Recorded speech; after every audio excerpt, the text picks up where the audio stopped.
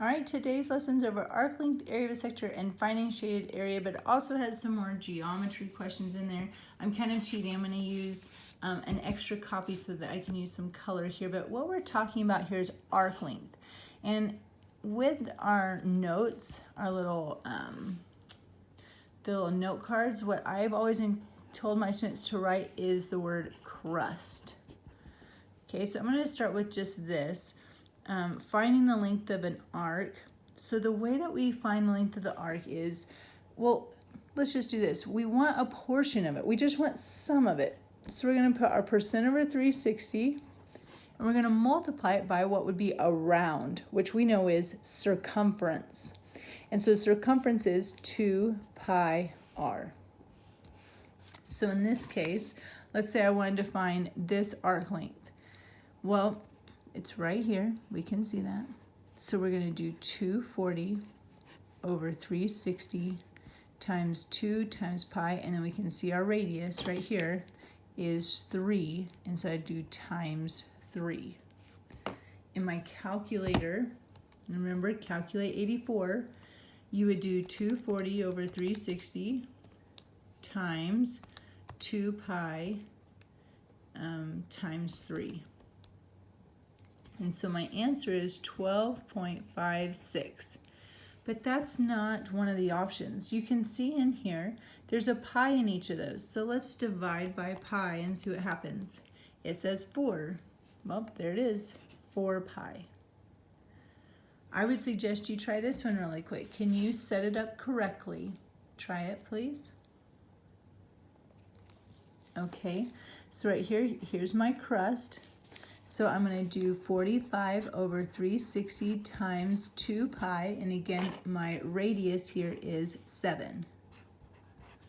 This time I'm going to put it all in at once. Maybe that's what you would prefer. So I'm going to use parentheses 45 over 360 times 2 pi times 7.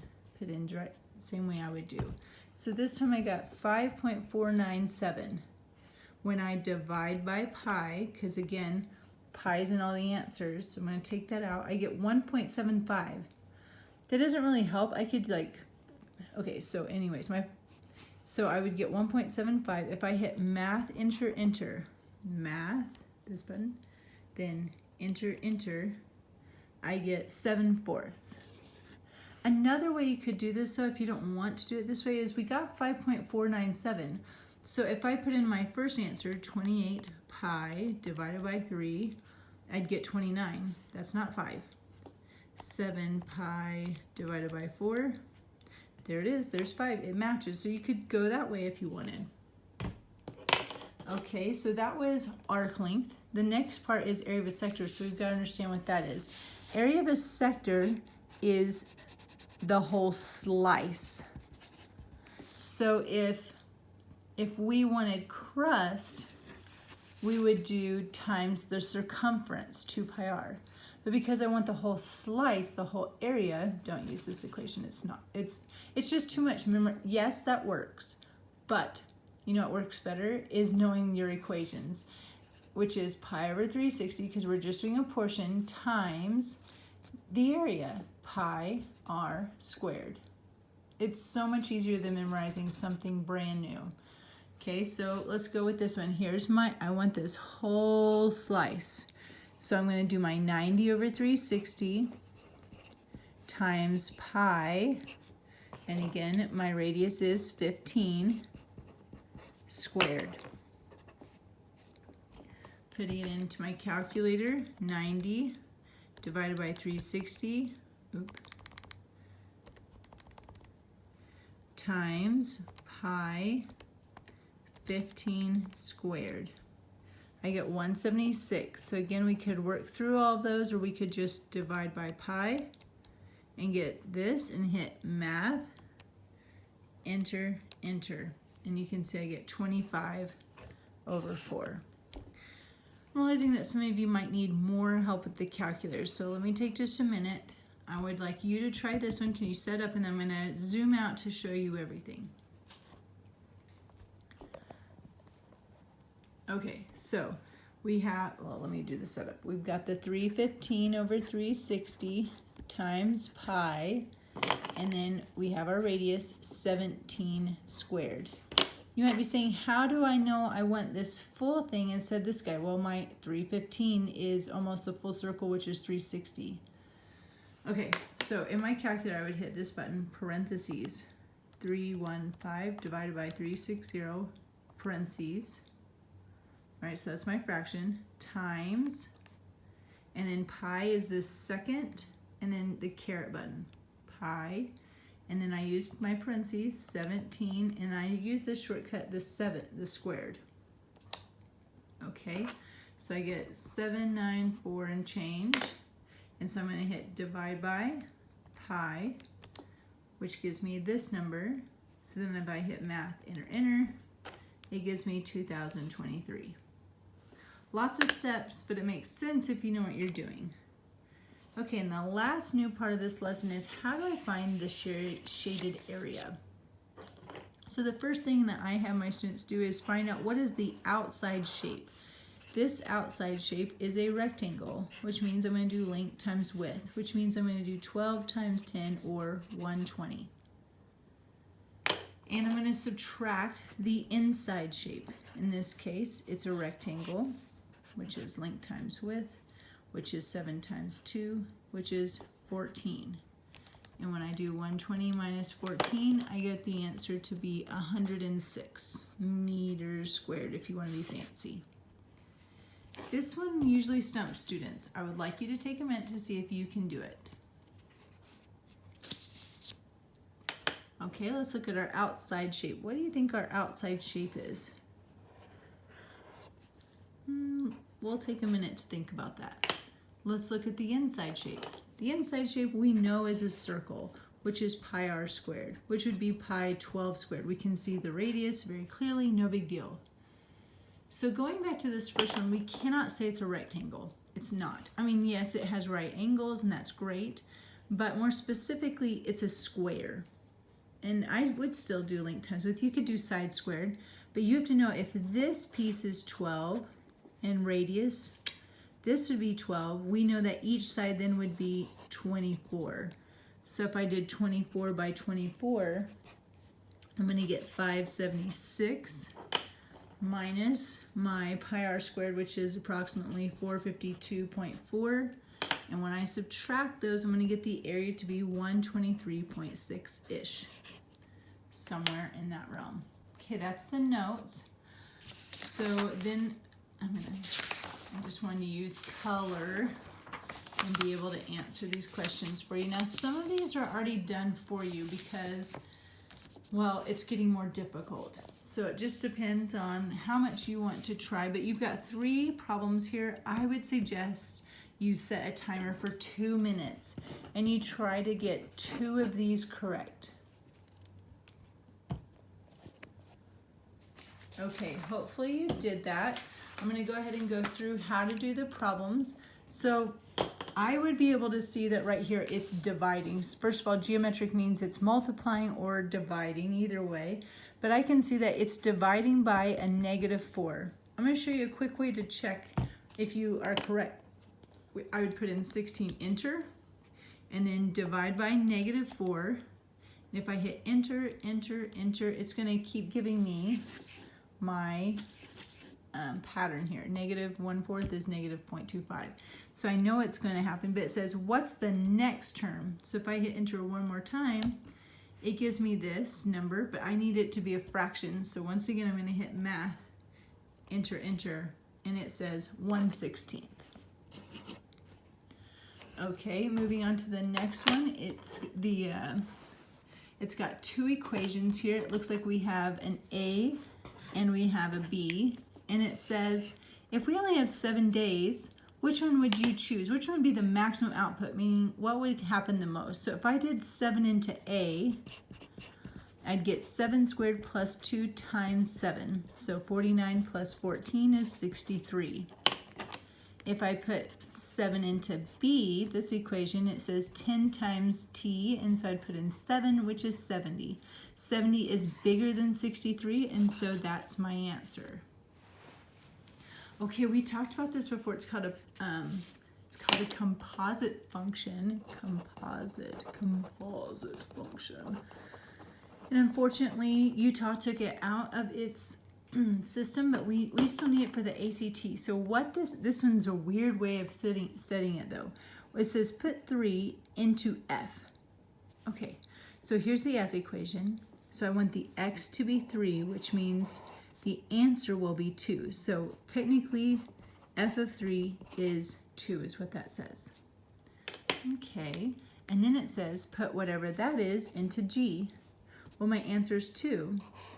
And so technically F of 2 is -3. That was a wild one. Okay. Going on to this next one, we've got 4 questions. I'm going to challenge you to again pause and try for 2 minutes and try to get 2 or more correct. Okay, I hope you did. Here we are. So this says x to the 1/2, y to the 2/3, and z to the 5/6. Okay, but you'll notice that they all are going to have, they're all trying to get underneath the same one. So we go back to our rules. First of all, we had to get a common denominator. I'm going to multiply this by 3 to make this x to the 3/6. This times 2 to make y to the 4/6 and z to the 5/6. So if you remember, these are called my root, and this is called my power, right? And so if these are all 6, that's my root. So I can automatically say it's not going to be A or E. And then I would just put these in. I've got x cubed, y to the 4th, z to the 5th. So that's why it's D. Okay, we talked about matrices before. Hopefully this works right here. So we're trying to do A minus B. So I would take this 2 minus -2. And then I would do -4 minus 4. And then, let's stick with this color. 6 minus -6. And of course, 0 minus 0. So I'm looking at those corners. Okay, so double negative means positive, so that means it's going to be 4, and then -8, and double positive 12, and 0. So my answer has to be E. Okay, moving on to the next one.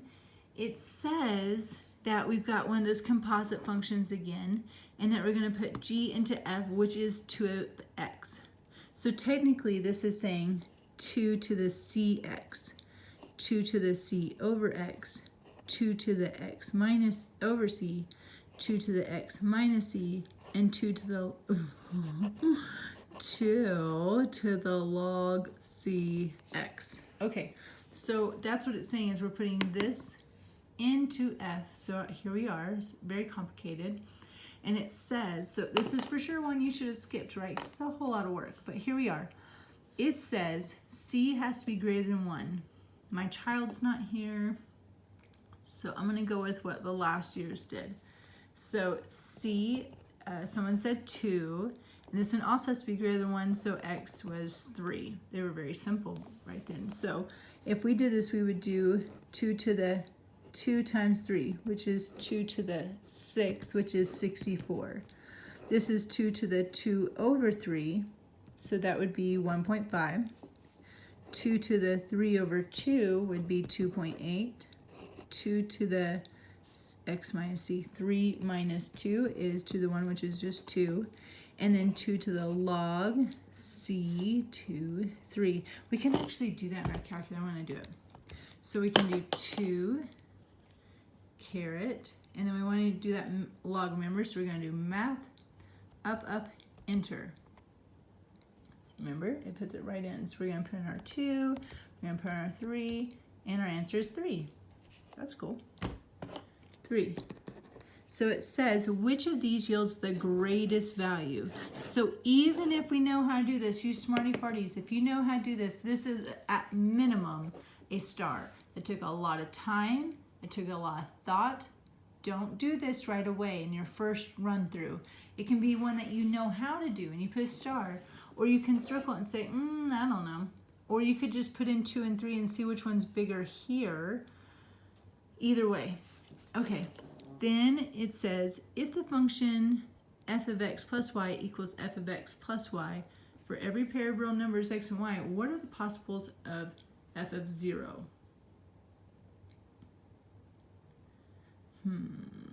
So I want it to equal 0. So I can't possibly put in any other number because it's real numbers. F of 4, that's f of 3 plus 4 is what's saying, right? So the only way it could add up that 3 and 4 would make 0, the only way I can do that is to make it 0. Only 0 plus 0 makes 0. Oh, that's kind of a weird one. Okay, moving on to the next set of problems. It looks like we have 2. And you know what? I would usually just do this one with my students. So I'm going to walk you through the i's. I is the square root of -1, or just I.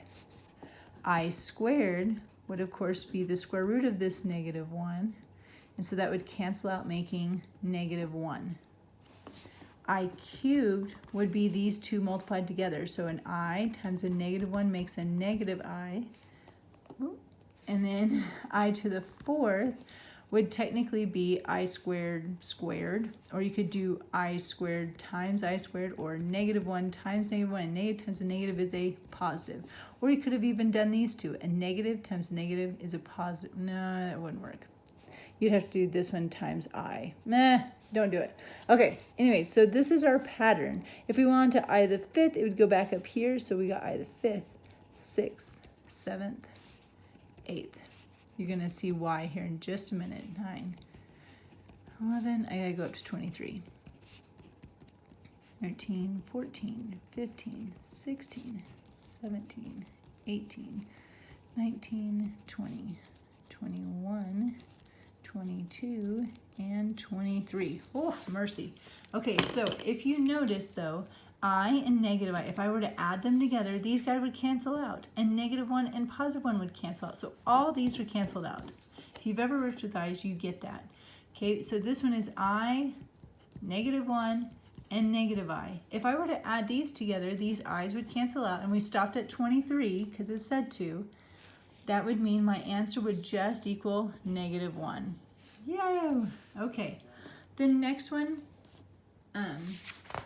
is talking about sequences again, and it says that the first term is 3, so that's true for all of them.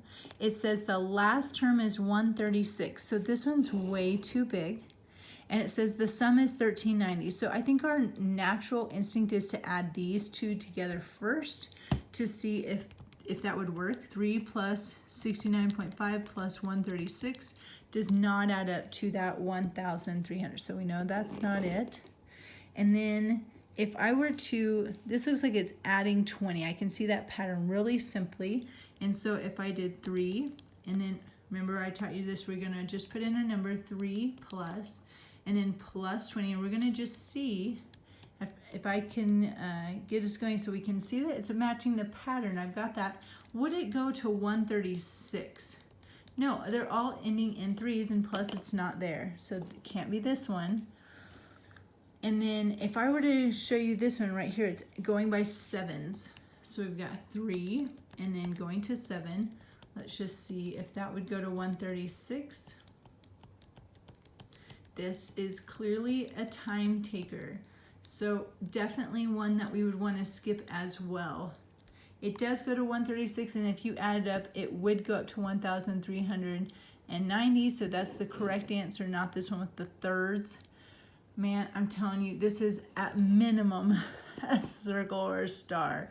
I would not waste your time with this. Yes, you can do it, but you need to do it after you have worked through your other problems. Okay, geometry, going back to it, I want you guys to really try it, please.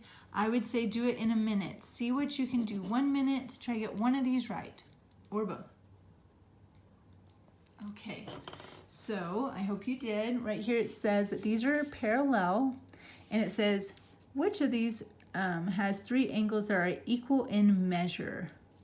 Well, first of all, right here, this is obtuse, the C and the E, and there's nothing else.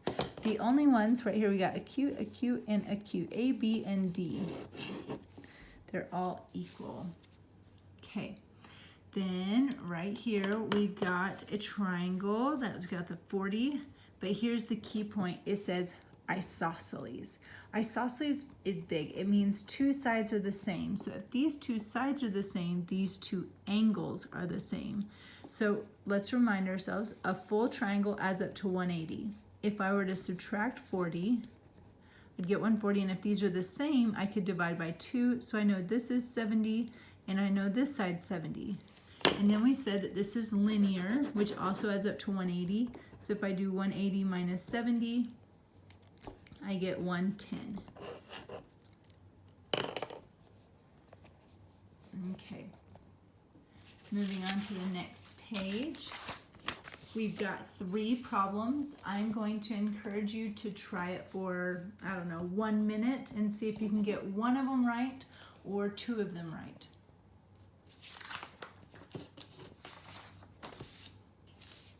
All right, let's see what we've got. We have a fence, and it says all but one section of the fence is east, south, north, south, east, west, which are 10 feet apart.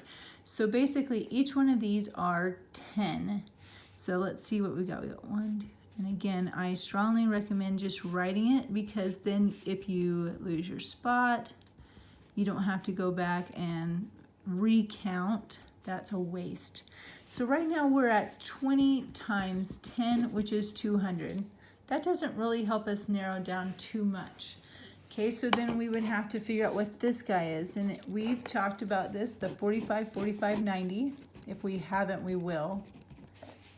So it's x rad 2. So technically this is going to be, this would be 10 and this would be 10, 10, 10, 10 rad 2. So if I put that into my calculator, 10 rad 2, that is 14. 14.14. So if I add that 14.14, so it's going to be greater than 210. It's not equal to 210. It's not less than 210. And it's not greater than 230. And it's not equal to 240. That's the most specific we can get. Okay, it says number 4. A person has a rectangular shaped garden with side lengths of 16 by 9. The garden was changed into a square with the same area. Well, area is length times width. So if I did 16 times 9, I know it's 144. And if I want this to also be 144, that means I need it to be the same. So x squared would equal 144. The only way to get rid of a square is to square root, and so I would say 12. The last one is trying to figure out what is the length. Remember that this is my hypotenuse. So I'd have to do a squared plus b squared equals c squared, or x squared plus 3 squared equals 6 squared. I personally would subtract the 3 squared and get 27. And when I take the square root of 27, I'm going to get 5.19. Okay, none of those say that. I know it's not this guy. And so what you could do is, if you don't know, you know this is the answer, but you don't know what it is, then we put in our calculator. What's 3 rad 3? 5.19, exactly what I had before. And if we were to work through like we did before, where we said, you know, that's 3 times 9 and 3 times 3, and we bust out of jail, we would have got that as well. Or you can just use your calculator. Okay, looks like we got another 3. I would suggest you try 2 minutes on this one. These are going to take just a little bit longer. I would try 2 minutes. Let's see what you can do. Okay, this is what we were talking about today, where we have a central angle, and it says it's subtended by a circular arc of length 6. Okay, so it tells me my arc length is 6, my crust. So if you remember, that's pi over 360 times 2 pi r equaled our arc length. In this case, we know 30 over 360 times 2 pi, but we are looking for what is the radius. We don't know what that is, but we know the answer is 6. Oh boy, howdy, we gotta do some work here. So if I'm trying to find r, and I want it by itself, there's a couple different things. Let's go ahead. I would ask you guys what you would want to do. I would say, because it says divide by 360, I would times by 360. Let's just keep it simple here. So now I've got 30 times 2, which I know is 60 pi r. And then 6 times 360 is 2,160. And then I want that r by itself, so I'm going to divide by 60 pi. Well, if we look over here, we can see pi is in the answer. So I'm going to just see if I can reduce that 2, 1. Okay, so I've got 2,160, divide by 60, and then math, enter, 36. And that pi is on bottom, so 36 over pi is D. Number 7 says a rectangular box. Okay, rectangular box. A rectangular box has a base of 2 by 6. I should have maybe thought about what that picture looked like. It doesn't matter. Oh, I can't help it. Okay, so I've got a 2 by 6 with a height of 10. And it holds 12 ounces of cereal. The manufacturer wants a new box with a base of 3 by 5. Okay. How many inches tall should the new box be? So we don't know, in order to hold the same volume. Okay, we can do this. So volume is length times width times height. So I'm going to do 2 times 6 times 10. So my volume is 120, right? And I want it to equal 120 over here. So I know 3 times 5 times height is going to equal that 120. So for me to get height by itself, 3 times 5 is 15, divide by 15 on both sides, and my height is going to be 8. Or you could have done 3 times 5 times 8 to see it. Okay, here we are, number 8. We have a circle inside a circle, and it says how much of the area, if we cut this smaller one out, so again, we're going to do outside minus inside. So outside, we know that's a circle, that's pi r squared, minus my inside circle, also pi r squared, and I can see that that radius is 5. The question is, can you see what the radius is for the big circle? I hope you said, Cooper, look, that's 5, so this has to be 5, and that's the radius, which is 10, pi 10 squared. If we put that, well, there's pi here, so I'm going to do 10 squared is 100 pi, minus 5 squared is 25 pi. 100 minus 25 is 75 pi. Okay, looks like we're back here. 3 more questions for geometry. Let's give you 2 minutes.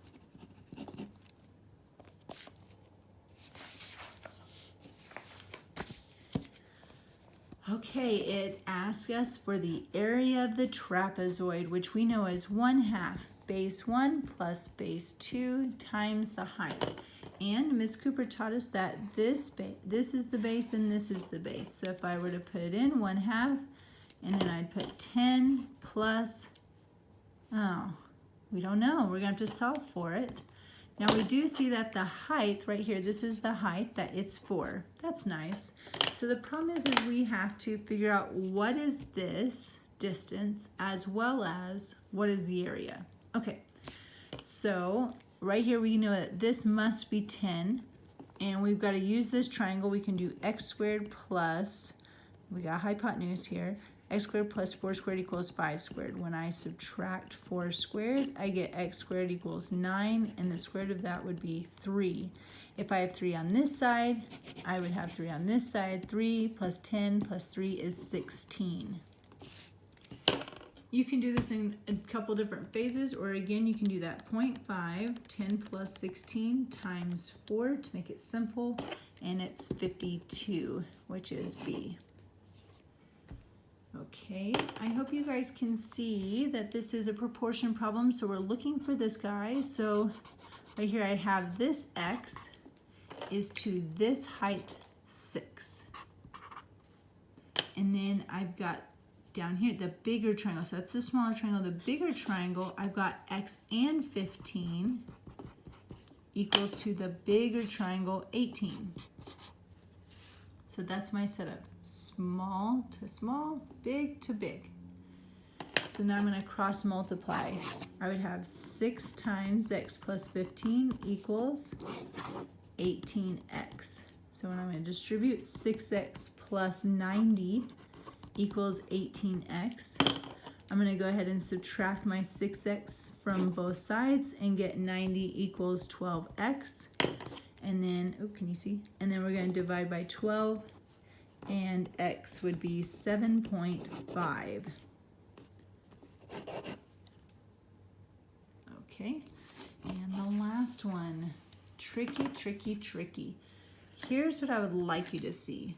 They're asking you to find the area of DEG.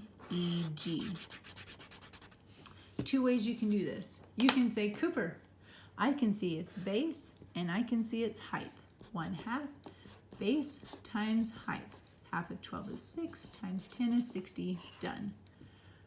But maybe you didn't see that. And here's the thing, you can't get stuck on, I don't see it. You just kind of have to dig in. What other students have seen in the past is they see this big triangle, which is base 19 times height 10, which would be 95.